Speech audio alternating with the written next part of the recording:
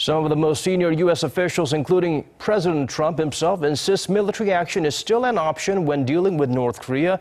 But many others, including White House Chief Strategist Steve Bannon, says that is not realistically the case. There are also sources pointing out Washington might even consider reducing its military presence in the region. Connie Kim delves deeper into the conflicting reports. The U.S. stressed that using military force against North Korea is still an option on the table, despite comments made by President Trump's chief strategist Steve Bannon, who admitted there is no military solution to North Korea's nuclear threats. Speaking to reporters during his trip to China, General Joe Dunford, the chair of the U.S. Joint Chiefs of Staff, warned Washington has credible, viable military options for dealing with Pyongyang. This was also echoed by top senior U.S. officials following the U.S.-Japan security meetings, while Secretary of State Tillerson declined to comment directly to Bannon's comments.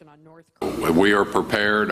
We're prepared militarily. We're prepared with our allies to respond if that is necessary.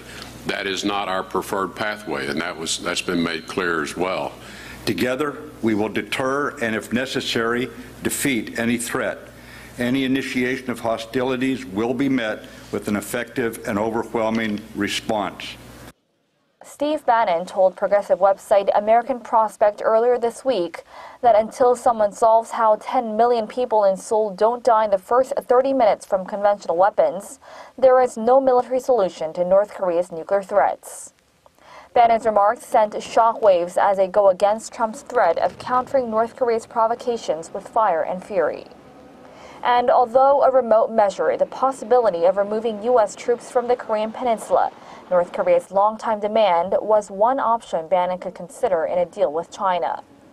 While this wouldn't be the first time the option of withdrawing U.S. forces from South Korea comes as an option, South Korean government officials kept note of the fact that the comments came from one of Trump's closest aides, with diplomatic sources keeping an eye on a possible undisclosed North Korea-U.S. meeting on scaling down the annual Seoul-Washington joint military exercises in exchange for the regime's changed behavior. Connie Kim, Arirang News.